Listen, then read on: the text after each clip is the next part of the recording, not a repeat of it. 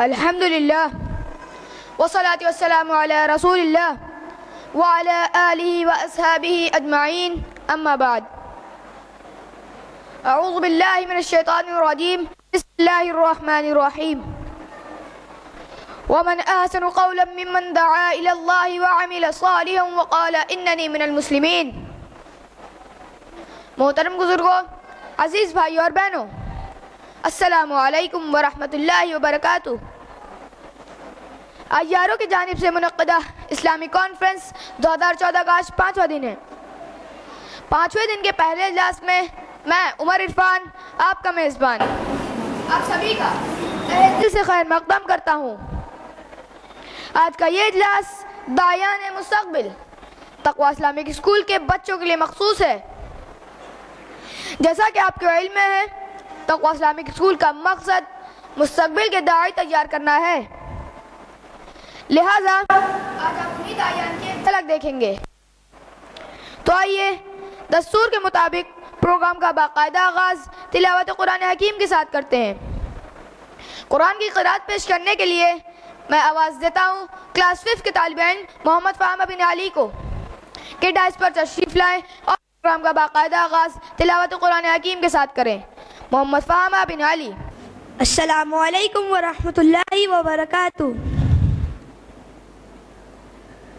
اعوذ باللہ من الشیطان الرجیم.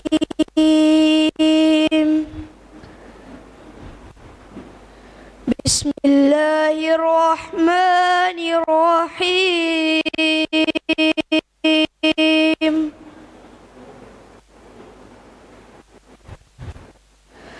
لو أنزلنا هذا القرآن على جبل لرأيته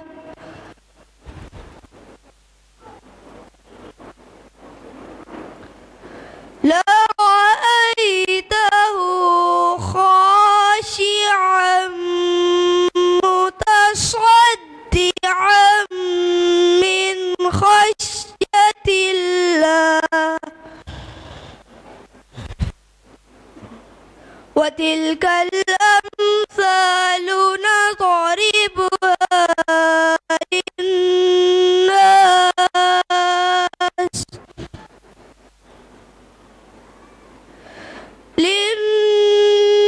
للناس لعلهم يتفكرون.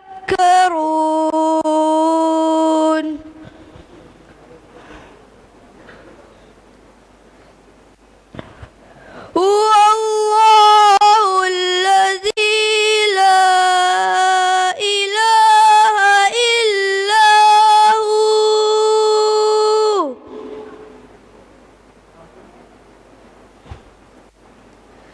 عالم الغيب والشهادة هو الرحمن الرحيم.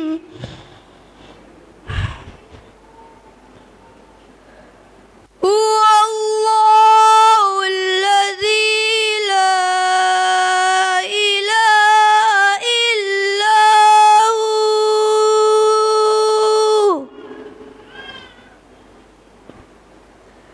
الملك القدوس السلام المؤمن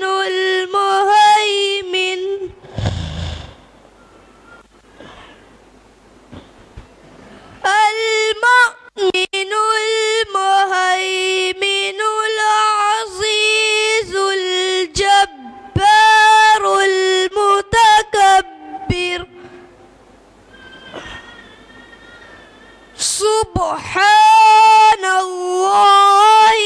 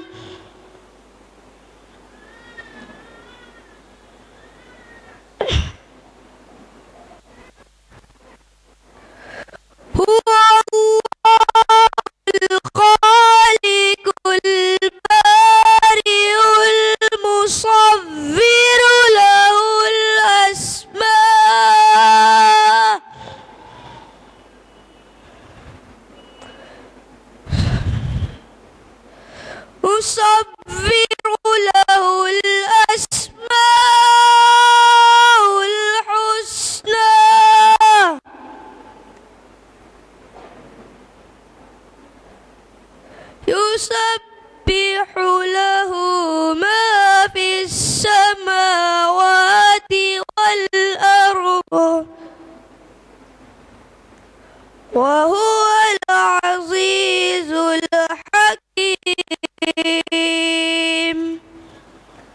صدق الله العظيم.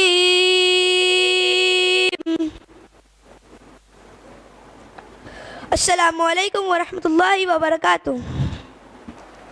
جزاک اللہ خیر بردر فاما. ابھی آپ نے قرآن کریم کی سورہ حشر سورہ نمبر 59 کی آیت 21 سے 24 تک کی قرأت سماعت فرمائی.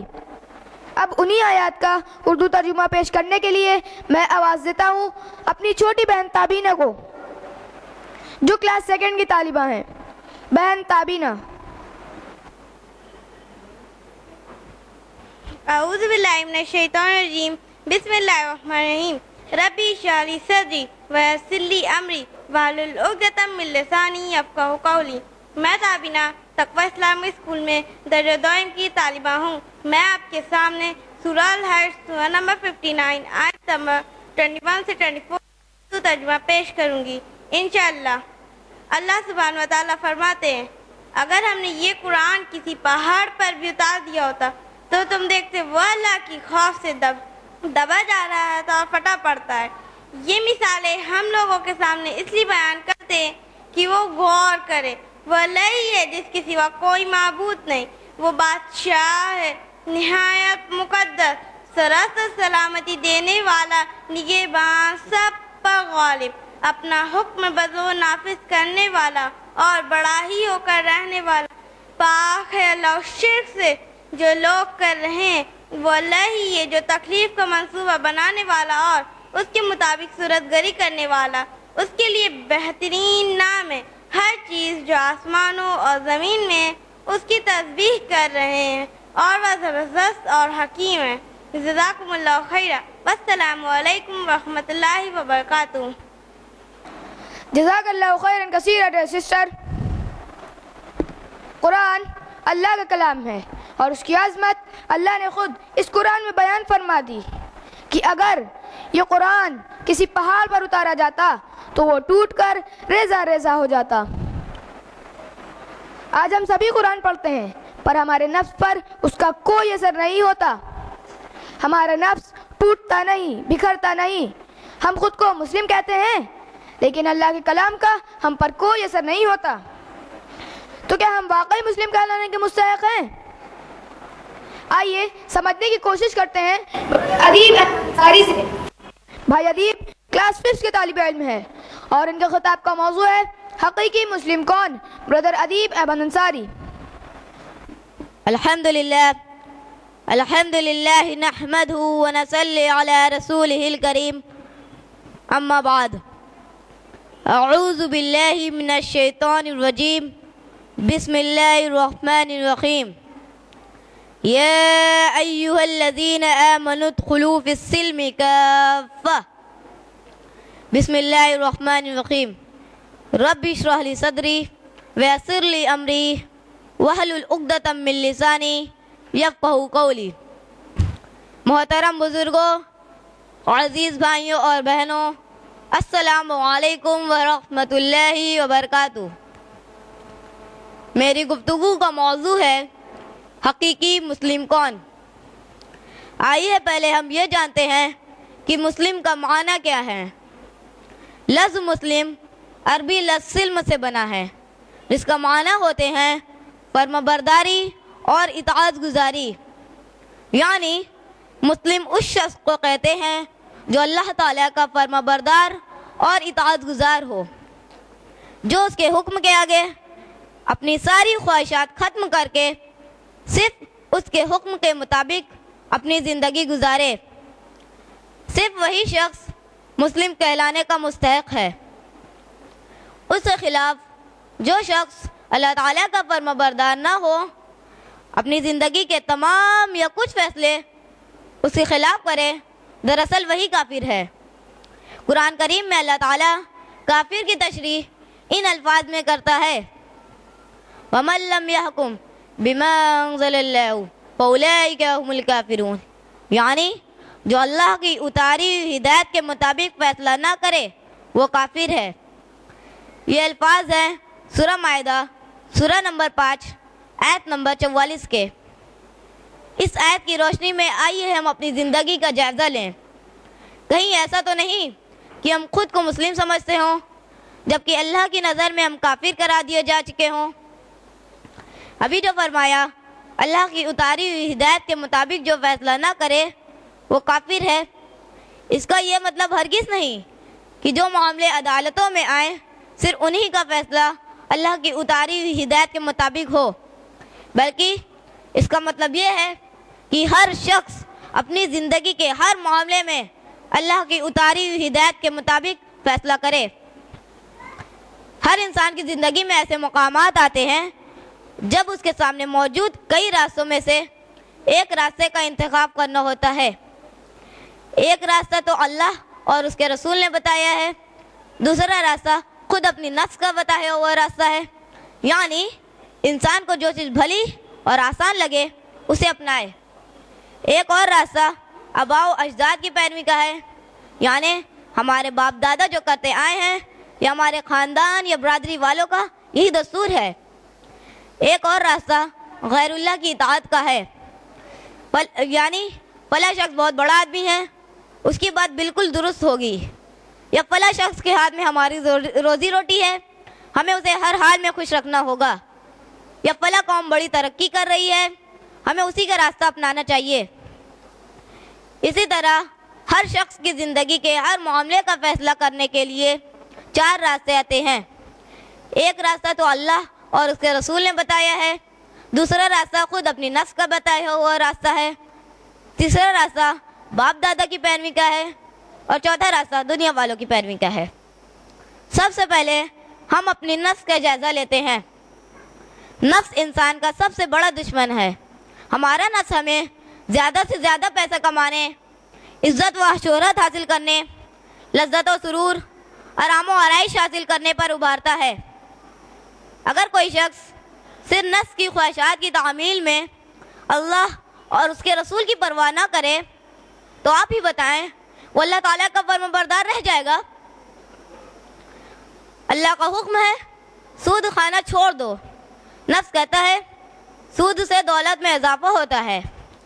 اللہ کا حکم ہے رشوت مت لو، نفس کہتا ہے تم نہیں لوگے تو کوئی اور لے لے گا.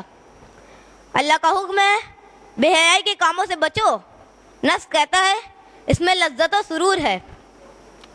غرض کی جو شخص قدم قدم پر اللہ تعالیٰ کی نافرمانی کر رہا ہے وہ خود کو مسلم کیسے سمجھ سکتا ہے؟ انسان کی گمراہی کا دوسرا راستہ باپ دادا کی اندھی تقلید ہے. ہم میں سے اکثر لوگ باپ دادا کی اندھی تقلید ہی نہیں کرتے ہیں بلکہ اس کے لیے بڑے جذباتی بھی ہوتے ہیں. اگر کسی شخص سے یہ کہا جائے کہ فلاں رسم یا فلاں عقیدہ اللہ اور اس کے رسول کے احکام کے خلاف ہے تو لوگ بگڑ جاتے ہیں اور الٹا سوال کرتے ہیں کہ ہمارے باپ دادا سے یہ کام اسی طرح ہوتا چلا آ رہا ہے تو کیا وہ غلط ہیں؟ جبکہ ہونا یہ چاہیے اگر کوئی بات ہمیں باپ دادا کے عمل کے خلاف اللہ اور اس کے رسول کی معلوم ہو تو اسے فوراً قبول کر لیں اور باپ دادا کی روش چھوڑ دیں. میں آپ کے سامنے 2 مثالیں پیش کروں گا. اسلام سے پہلے عرب قبائل میں بٹے ہوئے تھے. اسلام نے آ کے سب کو ایک کر دیا. اب کوئی کسی سے چھوٹا نہیں، کوئی کسی سے بڑا نہیں سوائے تقویٰ کے اعتبار سے. لیکن آج ہمارے ہندوستانی سماج میں ہم پھر برادریوں میں بٹ گئے. کوئی سید ہے تو کوئی شیخ ہے، کوئی پٹھان ہے تو کوئی انصاری ہے، کوئی اونچا ہے تو کوئی نیچا ہے. جبکہ اللہ تعالیٰ نے صاف صاف فرما دیا ہے سورۃ الحجرات سورہ نمبر 50 آیت نمبر 13 میں، تم میں سے اللہ کے نزدیک قابل اکرام وہ ہے جو تقویٰ والا ہے. ایک دوسری مثال، اللہ تعالیٰ نے سورۃ النساء میں سبھی وارثوں کا حصہ مقرر کر دیا ہے. اس میں لڑکوں کا بھی حصہ ہے اور لڑکیوں کا بھی. لیکن آج ہمارے ہندوستانی سماج میں بہت سے ایسے لوگ پائے جاتے ہیں جو کہتے ہیں ہمارے خاندان میں میراث صرف لڑکوں میں تقسیم ہوتی ہے، لڑکیوں میں نہیں، اور باپ دادا سے ہوتا چلا آ رہا ہے. تو کیا ایسے لوگ اللہ تعالیٰ کے فرمانبردار اور مسلم کہنے کے مستحق ہیں؟ جیسا کہ میں نے عرض کیا، انسان کی گمراہی کا تیسرا راستہ غیر اللہ کی اطاعت کا ہے. اگر کوئی شخص یہ سمجھے کہ فلاں شخص غلط ہو ہی نہیں سکتا لہذا اسی کی پیروی کی جانی چاہیے، یا فلاں قوم بڑی ترقی کر رہی ہے لہذا اسی کے نقش قدم پر چل کر کامیابی ملے گی، فلاں شخص یا فلاں قوم اللہ اور اس کے رسول کے حکم کے خلاف ہی کیوں نہ ہو۔ میں آپ کے سامنے ایک مثال پیش کروں گا۔ مغربی تہذیب و تمدن کی چکاچوند میں آج ہم اس قدر اندھے ہو گئے ہیں کہ بے حیائی اور بے پردگی کو برا ہی نہیں سمجھتے، جبکہ اللہ کا صریح حکم قرآن میں موجود ہے۔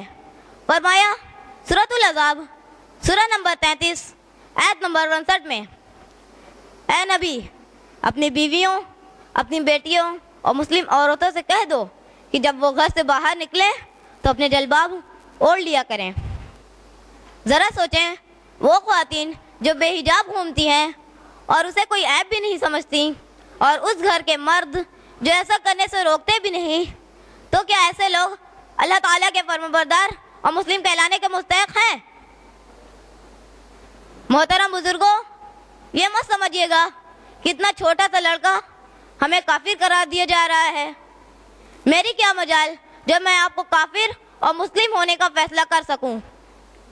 کوئی بھی شخص جو خود کو مسلم خیال کرتا ہے اسے قانونی طور پر مسلم ہی خیال کیا جائے گا، اور دنیا میں بھی اس کے ساتھ مسلمانوں جیسا ہی سلوک کیا جائے گا، لیکن اللہ جو دلوں کا حال جانتا ہے وہ روز آخرت ہماری نافرمانیوں کے سبب ہمیں مسلم ماننے سے انکار کر دے گا، اور اس دن ہمیں اپنی غلطی سدھارنے کا موقع بھی نہیں ملے گا۔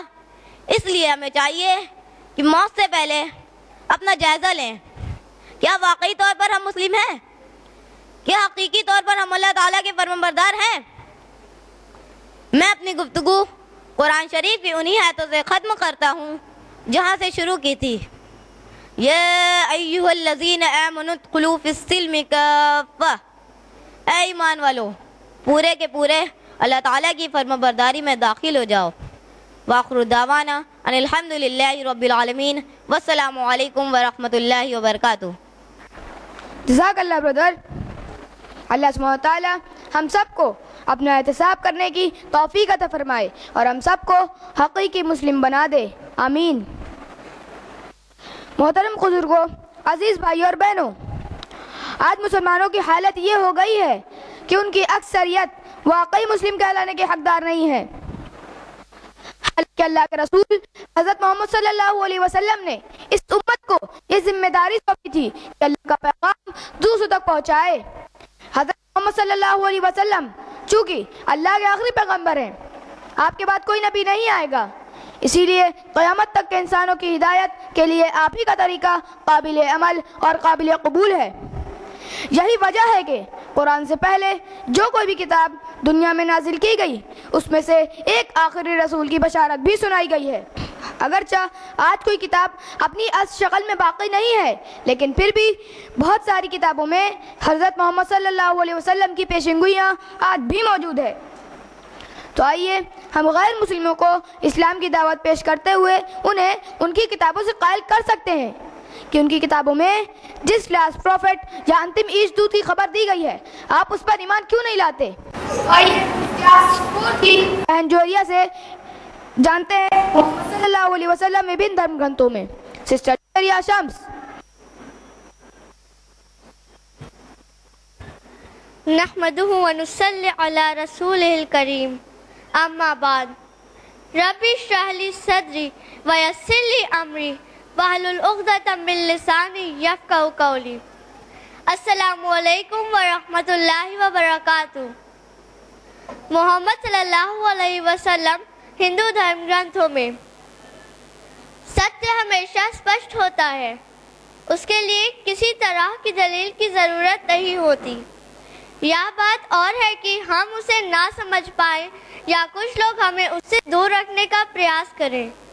اب یہ بات چھپی نہیں رہی کہ ویدوں، اپنشدوں اور پرانوں میں اس دنیا کے انتم سندیشدہ ارتھات پیغمبر حضرت محمد صلی اللہ علیہ وسلم کی بھوشیوانی کی گئی ہے۔ ودوانوں نے ایسے پرمار پیش کیے ہیں جس سے ستیہ کھل کر سامنے آ گیا ہے۔ اللہ تعالیٰ نے محمد صلی اللہ علیہ وسلم کو انتم سندیشدہ بنایا ہے۔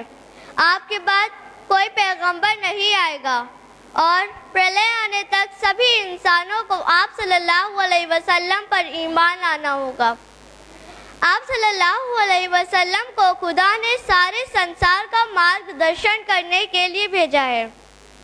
उल्लेख है कुरान पाक में सूरह सबा सूरह नंबर 34 आयत नंबर 28, वमा अर्सलनाका इल्ला काफतल लिन्नासी बशीरन व नज़ीरा। अल्लाह ने कहा, हमने आपको भेजा समस्त मानव जाति के लिए शुभ सूचना देने वाला और चेतावनी देने वाला बनाकर। अतः मोहम्मद सल्लल्लाहु अलैहि वसल्लम के आगमन की भविष्यवाणियां सभी बड़े धर्मों के धर्म ग्रंथों में हैं। हिंदू धर्म में वेद हाईएस्ट अथॉरिटी माना जाता है। वेदों के अध्ययन से पता चलता है कि अनेक पृष्ठों पर एक शब्द आता है, नराशंस। ऋग्वेद में नराशन से शुरू होने वाले 8 मंत्र हैं, जैसा कि ऋग्वेद प्रथम मंडल 13वें सूक्त 3रे मंत्र में है, नराशंस में प्रेम मसीह यज्ञ। नराशंस की प्रशंसा की जाएगी तथा सबको प्रेम होगा। नराशंस 2 शब्दों से मिलकर बना है, नर और आशंस। नर का अर्थ होता है मनुष्य और आशंस का अर्थ होता है प्रशंसित, अर्थात वह मनुष्य जो लोगों द्वारा प्रशंसित हो। अरबी भाषा में मोहम्मद शब्द का यही अर्थ है। इतिहास साक्षी है कि वैदिक काल में आज तक जितने भी महान पुरुष हुए, उनमें से कोई भी आप सल्लल्लाहु अलैहि वसल्लम समान प्रशंसित ना हुआ। अथर्ववेद कांड 20 सूक्त 27 मंत्र 2 में है, उष्ट्रा यस्य प्रवाहणो, अर्थात उसकी सवारी ऊंट की होगी। इससे यह स्पष्ट हो गया कि नराशन ऐसे समय में आएगा जबकि सवारी के रूप में ऊंटों का प्रयोग होगा। हम सभी जानते हैं कि हजरत मोहम्मद सल्लल्लाहु अलैहि वसल्लम सवारी के रूप में ऊंटों का प्रयोग करते थे। नराशंस के विषय में उनकी विशेषताओं का उल्लेख विस्तार पूर्वक वेदों में मौजूद है, जिनमें से मुख्य विशेषताओं का वर्णन इस प्रकार किया जाता है। नराशंस को परोक्ष ज्ञान दिया जाएगा। नराशंस अत्यधिक सुंदर व ज्ञान के प्रसारक होंगे। अथर्ववेद में है, नराशंस का एक सांसारिक नाम मामा होगा। कांड 20 सूक्त 27 मंत्र 3। मामा का अर्थ होता है महान। नराशंस को 100 निष्क प्रदान किए जाएंगे। कांड 20 सूक्त 27 मंत्र 3। निष्क का अर्थ होता है स्वर्ण मुद्रा, जो आपातकाल में मनुष्य की मदद करती है। मतलब आप सल्लल्लाहु अलैहि वसल्लम के 100 सहाबा थे जो हर समय आपकी मदद के लिए तैयार रहते थे। नराशंस 10 मालाओं वाला होगा। कांड 20 सूक्त 27 मंत्र 3, अर्थात ऐसे प्रेम करने वाले लोग जो गले का हार हो। अशरा मुबश्शिरा, ऐसे 10 सहाबा थे जो गले के हार के समान थे। अतः इससे यह सिद्ध हो गया कि वेदों में जिस नराशंस के होने की भविष्यवाणी की गई है, वह हजरत मोहम्मद सल्लल्लाहु अलैहि वसल्लम ही है। केवल वेद ही नहीं, पुराणों में भी रसूल सल्लल्लाहु अलैहि वसल्लम की भविष्यवाणी मौजूद है। भविष्य पुराण में कई नबियों की जीवन गाथा है। इस्लाम पर भी विस्तृत अध्याय है।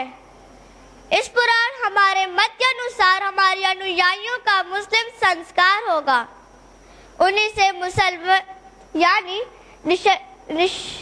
निष्ठावानों का धर्म फैलेगा और ऐसा मेरे कहने से पैशाच धर्म का अंत होगा। भविष्य पुराण की इन भविष्यवाणियों की हर चीज इतनी स्पष्ट है कि स्वतः ही हजरत मोहम्मद सल्लल्लाहु अलैहि वसल्लम पर खरी उतरती है। अतः मोहम्मद सल्लल्लाहु अलैहि वसल्लम की अंतिम ऋषि के रूप में पहचान भी स्पष्ट हो जाती है। भागवत पुराण और कल्कि पुराण में अंतिम अवतार कल्कि का उल्लेख मिलता है। संस्कृत के विद्वान डॉक्टर वेद प्रकाश उपाध्याय ने अपने एक शोध पत्र में मोहम्मद सल्लल्लाहु अलैहि वसल्लम को कल की अवतार बताया है। अवतार शब्द का अर्थ है पृथ्वी पर आना। ईश्वर का अवतार शब्द का अर्थ है सबको संदेश देने वाला, महात्मा का पृथ्वी पर जन्म लेना। कल की पुराण अध्याय 4 श्लोक 11। हे विभो, मैं शंबल ग्राम में विष्णु यश के यहाँ उनकी पत्नी सुमति से उत्पन्न होऊंगा। इससे यह स्पष्ट हो गया कि कल्कि का जन्म स्थान शंबल होगा। शंबल का अर्थ होता है शांति का घर और मक्का को अरबी भाषा में दारुल अमल भी कहा जाता है। कल्कि के पिता का नाम श्लोक में विष्णु यश आया है, जिसका अर्थ होता है विष्णु का भक्त या परमेश्वर का उपासक। कल्कि की माता का नाम श्लोक में सुमति या सुमति आया है, जिसका अर्थ होता है शांति। कल्कि पुराण में बहुत सी विशेषताएं बताई गई हैं, जिनमें से मुख्य विशेषताओं का वर्णन इस प्रकार किया जाता है। पहला, कल्कि अश्वारोहण करने वाला होगा। दूसरा, जगत गुरु होगा। तीसरा, असाधु दमन करेगा। चौथा, देवताओं द्वारा सहायता दी जाएगी। पांचवा, अनुपम कांति से युक्त होगा। छठा, शरीर से सुगंध निकलेगी। ये सभी विशेषताएं हजरत मोहम्मद सल्लल्लाहु अलैहि वसल्लम में मौजूद थी। इसके अतिरिक्त कई और भविष्यवाणियां भी हिंदू धर्म ग्रंथों में वर्णित है। ये वो सच्चाइयां हैं जो समस्त मानव जाति को एक सूत्र में बांधने और मानव एकता व अखंडता को मजबूत करने के लिए सार्थक प्रयास हो सकती है। मैं अपनी बात कुरान मजीद की एक आयत से समाप्त करूंगी। सूरह नंबर 21 आयत नंबर 107। वमा अरसलनाका इल्ला रहमतल लिल आलमीन। ऐ नबी, हमने आपको दुनिया वालों के लिए रहमत यानी दयालुता बनाकर भेजा। व आखिरुद दावाना अनिल हम्दुलिल्लाहि रब्बिल आलमीन। वस्सलामु अलैकुम व रहमतुल्लाहि व बरकातुहू।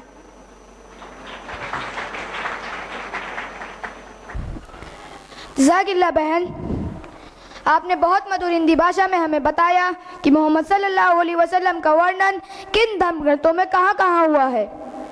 हम इंशाअल्लाह विभिन्न धर्म के अनुयायियों को इस्लाम की दावत प्रस्तुत करने में आपकी दी गई सूचना से अवश्य लाभ उठाएंगे। मोहतरम ख्वातीन व हज़रात, एक दाई के लिए उसकी ज़ुबान कभी भी बैरियर नहीं होनी चाहिए। इसे राजुल वक्त ज़ुबानों पर अबूर हासिल होना चाहिए। यही वजह है कि तक़वा इस्लामिक स्कूल में हमें इंग्लिश के साथ उर्दू, हिंदी और अरबी भी बराबर पढ़ाई और समझाई जाती है। जहाँ तक अरबी का ताल्लुक है, एक मुसलमान के लिए इसका जानना बहुत ज़रूरी है, क्योंकि अल्लाह के कलाम कुरान और मोहम्मद सल्लल्लाहु अलैहि वसल्लम के इरशादात अरबी में ही हैं।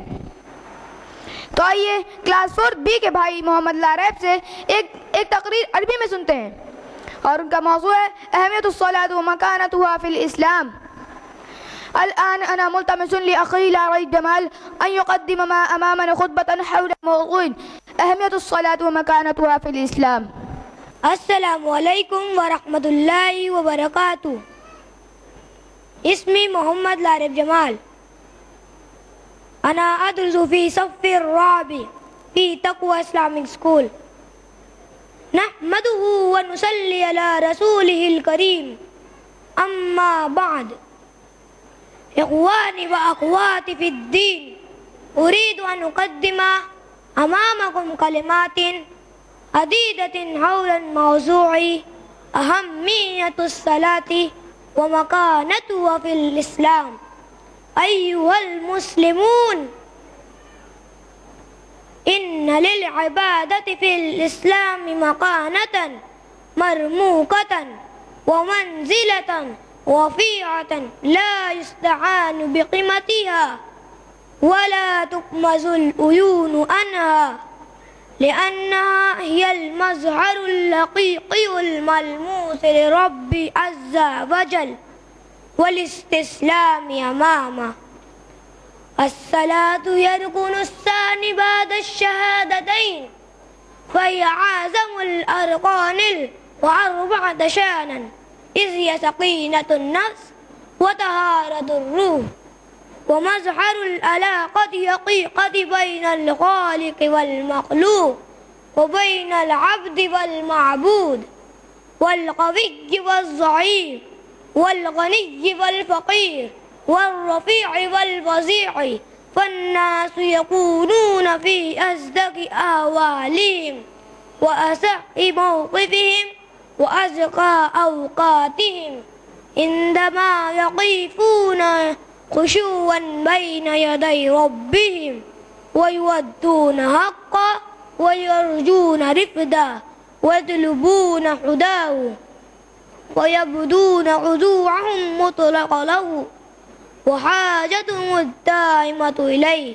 والمؤمنون مكلفون في الغدو والآصال من قبل طلوع الشمس وبعد غروبها أن يجتمعوا في مكان واحد ويقوموا في صف واحد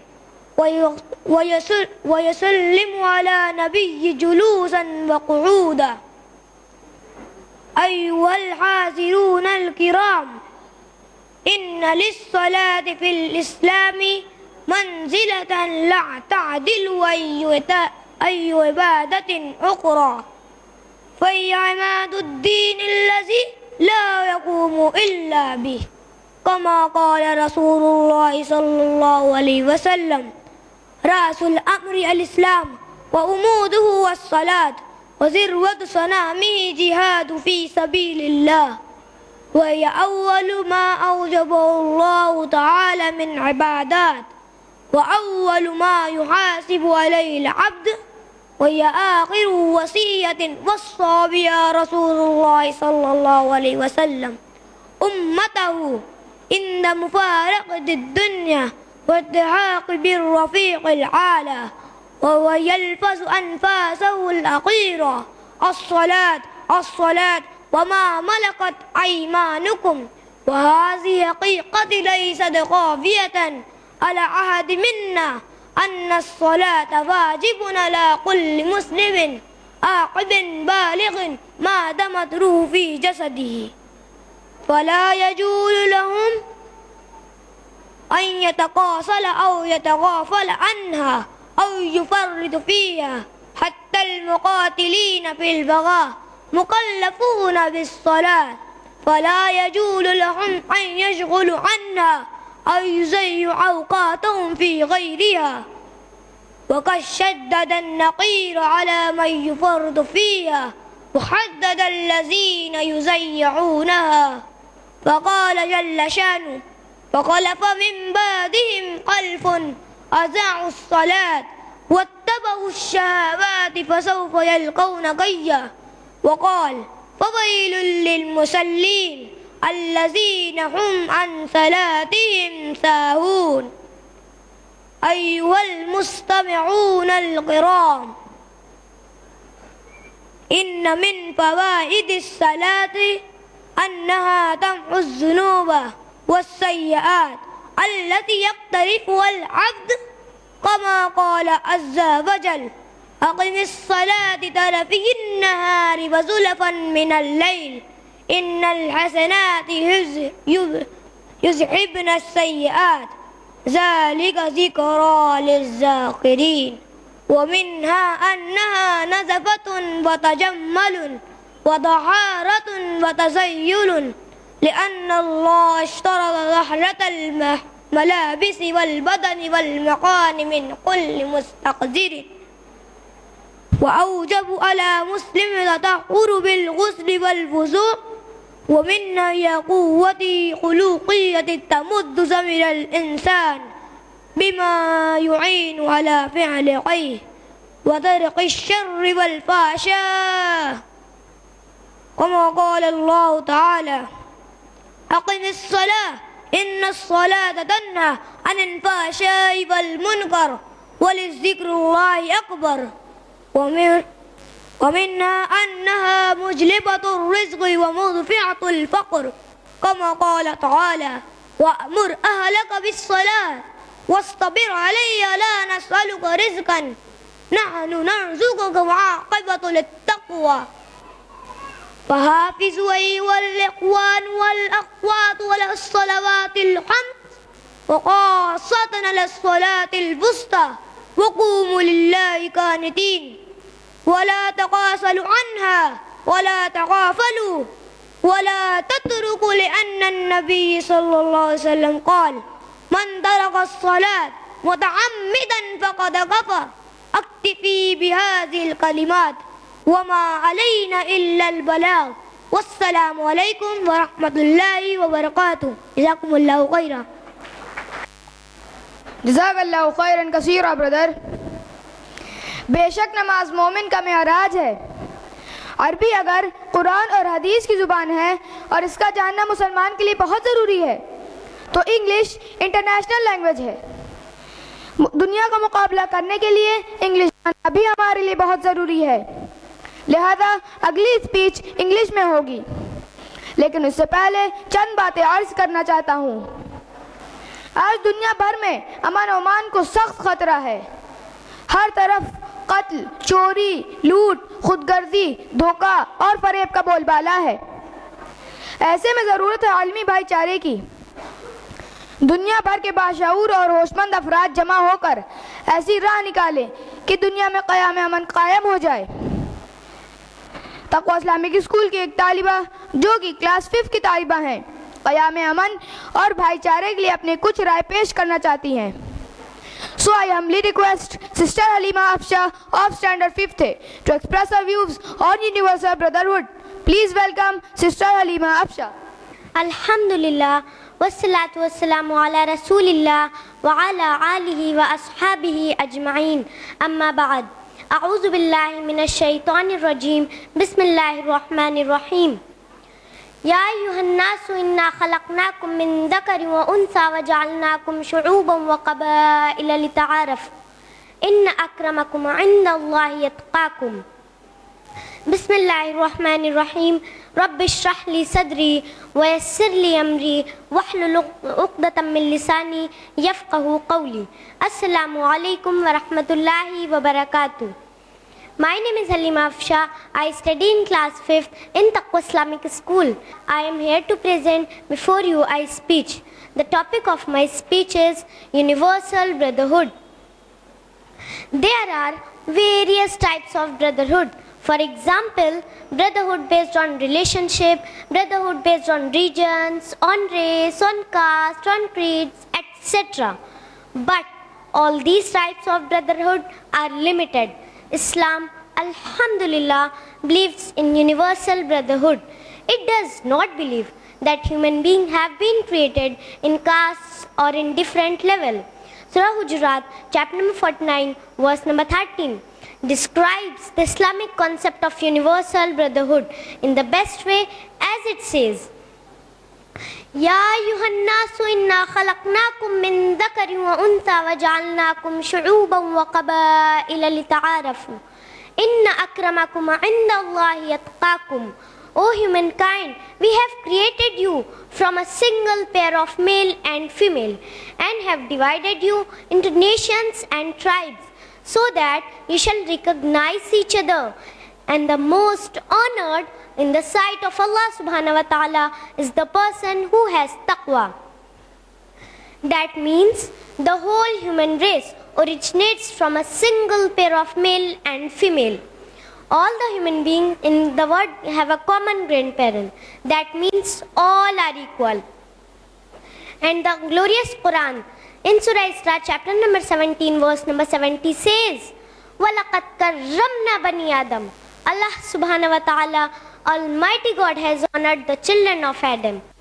Allah does not say that He has honored only the Arabs or the Americans or a particular race, but all the children of Adam. The Quran has various laws of moral conduct so that universal brotherhood can prevail.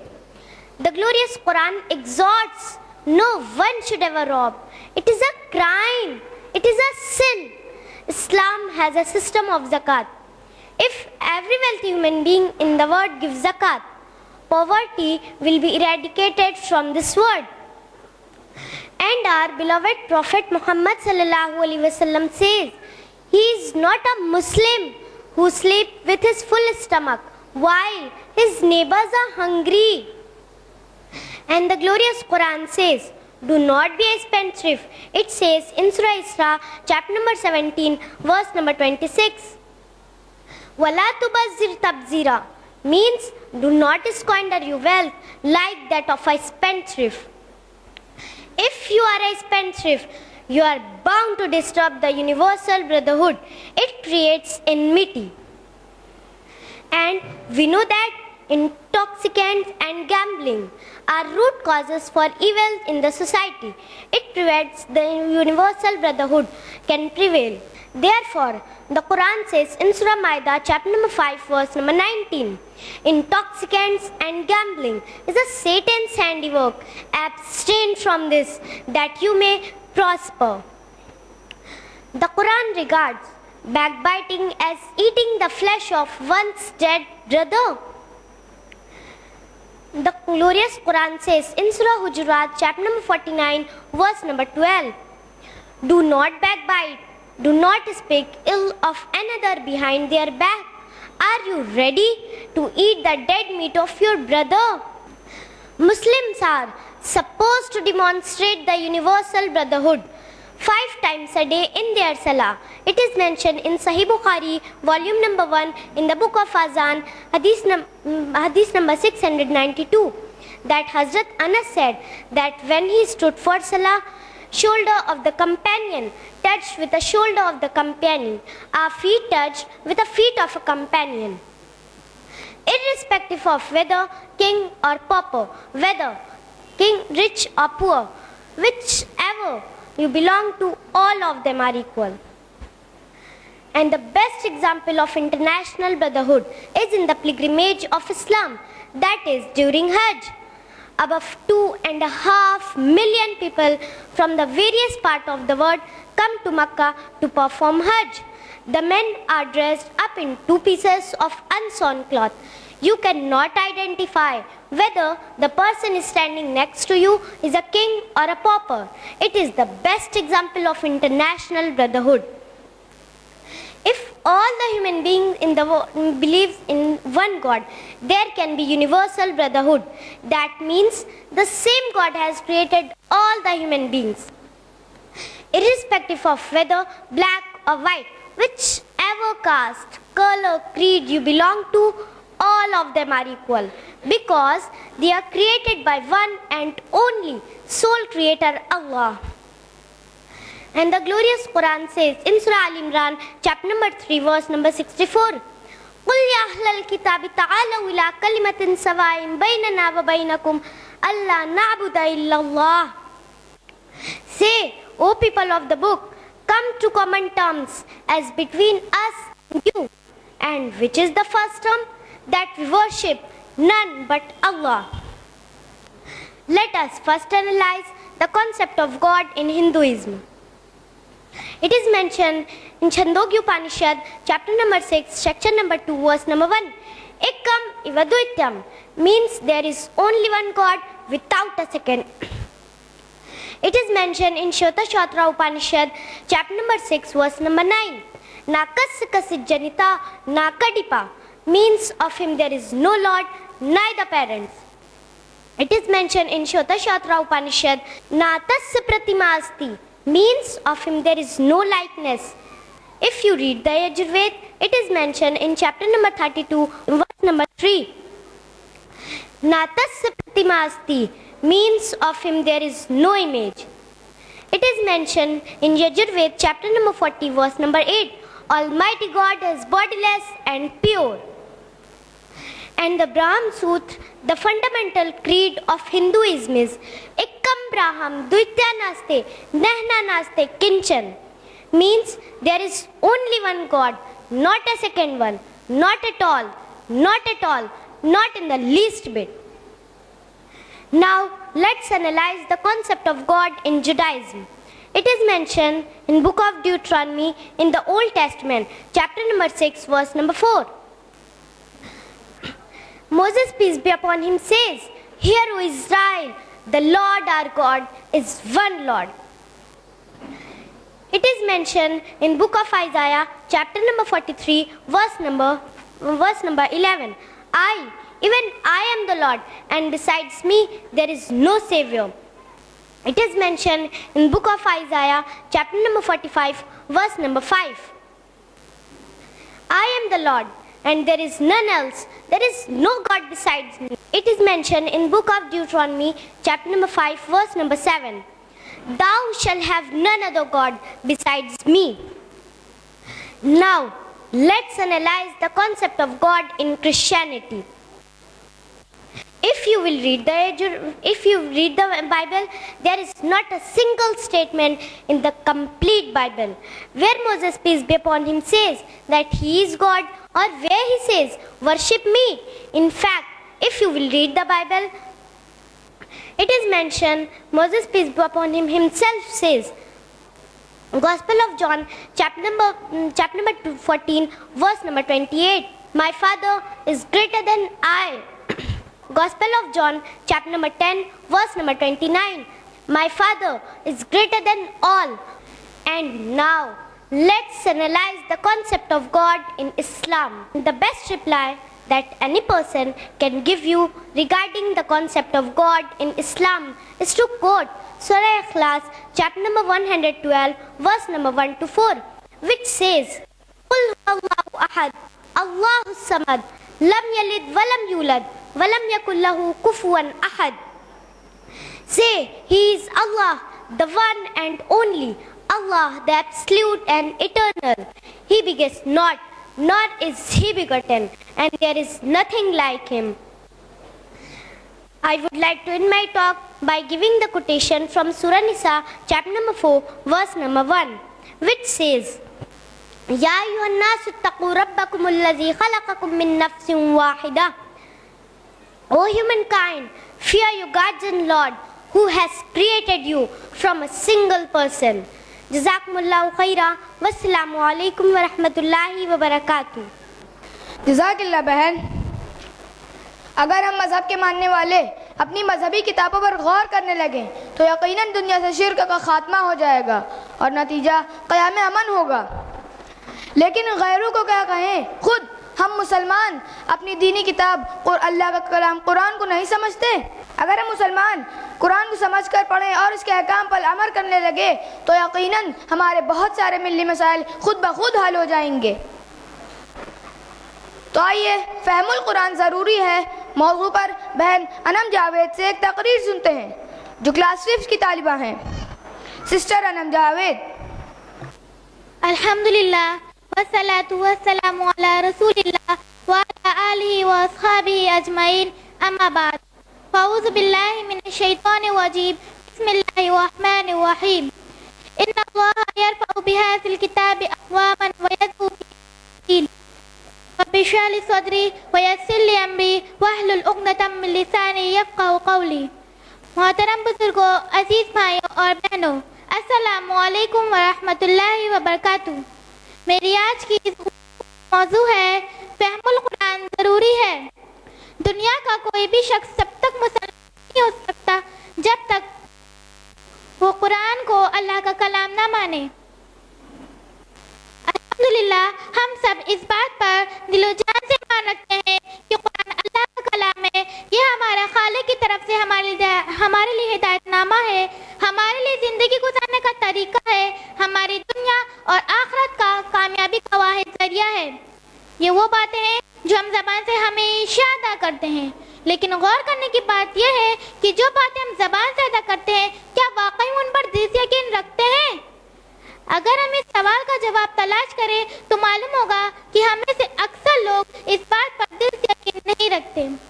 ये कह के मेरा मकसद आपका दिल दुखाना हरगिज़ नहीं है, बल्कि इस बात की कि हम अपना जायजा लें और समझने की कोशिश करें कि क्या वाकई हम कुरान को अल्लाह का कलाम समझते हैं, क्या वाकई हिदायत तलब करते हैं, क्या वाकई में इसे दुनिया और आखिरत का कामयाबी का वाहिद जरिया समझते हैं। آئیے ہم سب اپنا اپنا احتساب کریں. پہلا سوال, کیا واقعی ہم قرآن کو اللہ کا کلام سمجھتے ہیں؟ سارے لوگوں کا ایک ہی جواب ہوگا, ہاں. ذرا ٹھہریے اور غور کریے کہ اگر ہمارے کاروبار کے سلسلے میں یا ہمارے رشتہ دار کا خط کوئی ایسی زبان میں آتا ہے جو ہمیں نہ آتی ہو, تو فوراً وہ خط لے کر کسی ایسے شخص کے پاس جائیں گے جو اس زبانی کو جاننے والا ہو, اور جب تک ہم خط کا مضمون سمجھ نہ لیں ہمیں چین نہیں آتا. لیکن قرآن کے ساتھ ہمارا کیا معاملہ ہے؟ یہاں پر موجود کوئی بھی شخص ایسا نہیں ہوگا جس کے گھر میں قرآن مجید موجود نہ ہو.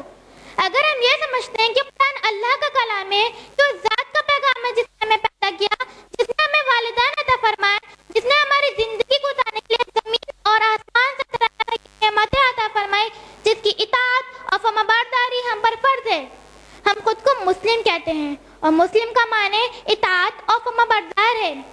ذات بابرکت کا کلام ہمارے گھروں میں موجود ہے, لیکن کتنے لوگ ہیں جنہوں نے اپنا کچھ بھی وقت اسے سمجھنے میں لگایا ہو؟ اپنی معاملے تجارت یا کسی رشتہ دار کا حال جاننے کے لیے تو ہم بے قرار ہو جاتے ہیں, لیکن مال حقیقی کے پیغام سمجھنے کے لیے نہ تو ہمارے پاس وقت ہے اور نہ ہی ہم اس کام کو اہمیت دیتے ہیں. تو ہمارا یہ دعویٰ جھوٹا ثابت نہیں ہوتا کہ ہم قرآن کو اللہ کا کلام سمجھتے ہیں. دوسرا سوال, کیا واقعی ہم قرآن کو ہدایت کا ذریعہ سمجھتے ہیں؟ پہلے یہ سمجھ لیں ہدایت کسے کہتے ہیں. ہدایت کا لغوی معنی ہے رہنمائی کرنا, راستہ دکھانا, اور اصطلاح میں ہدایت اس راستے کو کہتے ہیں جس پر چل کر انسان روز آخرت کامیاب و کامیاب ہو. ہم ذرا اپنا جائزہ لیں کہ زندگی میں ہماری جو بھی ضروریات ہیں ان پر رہنمائی ہم کہاں سے حاصل کرتے ہیں. کہیں ہم اپنے خاندانی رسم و رواج کا دم بڑھتے ہیں, تو کہیں ہم کسی شخص سے متاثر ہو کر اس کے نظریات لیتے ہیں. بغیر اس بات کی پرواہ کیے بغیر ہماری یہ عمل اللہ کو پسند ہے یا نہیں. واقعی قرآن کو ہدایت کا ذریعہ سمجھتے ہیں, اس کو اپنے ہادی و رہبر خیال کرتے ہیں, تو ہمیں اس قرآن سے دریافت کرنا چاہیے تھا ہمارے عقائد کیسے ہونے چاہیے, ہمارے اعمال کیسے ہونے چاہیے, ہمارے لین دین کس طرح ہونے چاہیے, دوستی اور دشمنی میں کس قانون کی پابندی ہے, اللہ کے بندوں اور خود اپنے نفس پر ہم پہ کیا حقوق ہے اور انہیں ہم کس طرح ادا کریں, ہمارے حق کیا ہے, باطل کیا ہے, ہمیں کس کی اطاعت کرنی چاہیے, کس کی نافرمانی کرنی چاہیے, تعلق کس سے رکھنا چاہیے, کس سے نہیں رکھنا چاہیے, ہمارا دوست کون ہونا چاہیے, ہمارا دشمن کون ہونا چاہیے, ہماری عزت اور فلاح کس چیز میں ہے اور نامرادی کس چیز میں ہے. یہ ساری باتیں ہم نے قرآن سے پوچھنی چھوڑ دی ہیں. اس کا نتیجہ ہمارے سامنے ہے. جب تک ہم نے قرآن کو اپنا حقیقی رہنما بنایا ہمیں دنیا میں بھی عزت وقار ملا, لیکن جب سے ہم نے قرآن سے منہ موڑ لیا ہے ہم ذلیل ہو رہے ہیں. علامہ اقبال, وہ زمانے میں معزز تھے مسلمان ہو کر اور تم خوار ہوئے تارک قرآن ہو کر. اب ہم اپنی زندگی کے معاملات قرآن سے ہدایت طلب ہی نہیں کرتے, تو ہمارا یہ دعویٰ کیسے سچا ثابت ہو سکتا ہے کہ ہم قرآن کو ہدایت کا ذریعہ سمجھتے ہیں. قرآن سے ہم نے کتنا اور کیسا تعلق رکھا ہے بھی ڈال لیتے ہیں. قرآن کو ہم نے اپنے گھروں میں دین اور بھوت بھگانے کا ذریعہ سمجھ رکھا ہے, یا اس کی آیت کو لکھ کر گلے میں ٹانگ لیتے ہیں یا گھوڑے پی جاتے ہیں. توفیق ہوئی تو اس کی تلاوت بغیر بوجھے سمجھے کرتے ہیں. ذرا غور کریے, کیا قرآن انہی مقصد کے لیے آیا تھا؟ قرآن تو اس لیے آیا تھا کہ امت مسلمہ سے پڑھے, سمجھے, اس کے احکام کو اپنی زندگی میں نافذ کرے.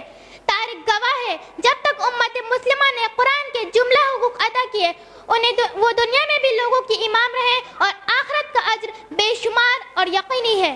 لیکن جب سے ہم نے قرآن سے منہ موڑ لیا ہے ہم ذلیل و خوار ہو رہے ہیں اور آخرت میں نہ جانے ہمارا کیا حال ہوگا. قرآن کے ساتھ جو ہمارا سلوک ہے وہ نہ صرف مقصد نزول کے خلاف ہے بلکہ عقل اور دانش کے بھی خلاف ہے. ذرا غور کریں, اگر کوئی شخص جو بیمار ہو اور پھر ڈاکٹر سے مشورہ کرنے جائے, پھر ڈاکٹر اسے ایک نسخے پر چند دوائی لکھ کر دے دے, پھر وہ اس نسخے کو استعمال کرنے کے بجائے اس نسخے کو اپنے گلے میں ٹانگ لے یا گھول کے پی جائیں, تو آپ اس شخص کو کیا کہیں گے؟ یقیناً آپ اسے پاگل بیوقوف کہیں گے. پھر اگر ہم یہی عمل اس نسخے کیمیا کے ساتھ کرتے ہیں جو ہمارے رب کی طرف سے ہمیں عطا کیا گیا, تو ہم کیوں پاگل بیوقوف کہلانے کے مستحق نہیں؟ ایک اور مثال اسے سمجھنے کے لیے, اگر کوئی شخص جو بیمار ہو اور اپنے علاج کے لیے میڈیکل کی کوئی معروف کتاب لے کر بیٹھ جائے اور پھر سمجھے اسے پڑھنے کرنے سے میری بیماری دور ہو جائے گی، یا پھر کوئی شخص اسے یہ بتا دے کہ فلاں دوا اس بیماری میں بہت مؤثر ہے، پھر وہ شخص اس دوا کا نام ہزاروں لاکھوں بار پڑھ ڈالے، تو کیا اس کی بیماری دور ہو سکتی ہے؟ لیکن ہم ایسا ہی کرتے ہیں، اپنے دنیاوی مسائل سے نجات حاصل کرنے کے لیے قرآن کی تلاوت بغیر بوجھے سمجھے کرتے ہیں، یا ہزاروں لاکھوں تسبیحات صرف زبان سے ادا کرنے کو پریشانیوں سے نجات حاصل کرنے کا ذریعہ سمجھتے ہیں، تو ہمیں خود پر ہنسی کیوں نہیں آتی ہے؟ عزیزان گرامی، قرآن کا مقصد نزول یہ ہے کہ امت مسلمہ سے پڑھے، سمجھے، اس کے احکام پر عمل کرے اور اسے دوسروں تک پہنچائے۔ جب تک ہم نے قرآن کا حق پوری طرح ادا نہیں کیا، ہمیں دنیا میں بھی ذلیل و خوار ہونا پڑے گا، اور آخرت کا عذاب تو اتنا سخت ہوگا کہ ہم اس کا تصور بھی نہیں کر سکتے۔ میں اپنی گفتگو کو یہی ختم کروں گی قرآن مجید کی آیت کے ساتھ جو وارد ہوئی سورہ جمعہ سورہ نمبر 62 آیت نمبر 5 میں، مثل الذین حملوا التوراة ثم لم يحملوها كمثل الحمار ويحمل أسفارا بئس مثل قوم الذین بآیات اللہ واللہ لا يهدی قوم الظالمین۔ جن لوگوں کو تورات پر عمل کرنے کا حکم دیا گیا پھر انہوں نے اس پر عمل نہیں کیا، اللہ ان کی مثال اس گدھے جیسے دیتا ہے جو بہت سی کتابوں کا بوجھ لادے ہوئے ہے۔ اللہ کی آیت کو جھٹلانے والے کی بہت بری مثال ہے، اور اللہ ظالم لوگ کو ہدایت نہیں دیتا۔ اگر بنی اسرائیل کے تورات پر عمل نہ کرنے کی وجہ سے اللہ ان کی مثال گدھے جیسی دیتا ہے، تو پھر کیا امت مسلمہ کی وہی مثال نہیں ہوگی جب وہ قرآن پر عمل کرنا ترک کر دیں گے؟ اس پر غور کرنے کی ضرورت ہے۔ وآخر الدعوانا الحمدللہ رب العالمین، والسلام علیکم ورحمۃ اللہ وبرکاتہ۔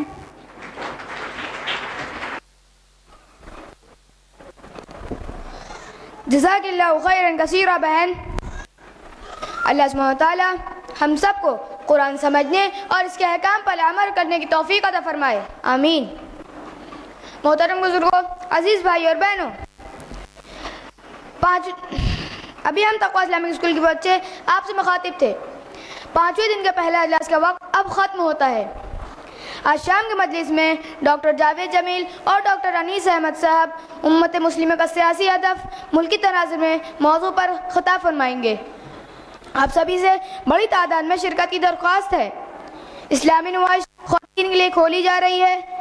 ماں اور بہنوں سے درخواست ہے کہ اطمینان سے نمائش دیکھیں۔ اسی کے ساتھ میں آج کے اس سیشن کے اختتام کا اعلان کرتا ہوں۔ سبحانک اللہم و بحمدک ونشہد ان لا الہ الا انت نستغفرک ونتوب الیک، والسلام علیکم ورحمۃ اللہ وبرکاتہ۔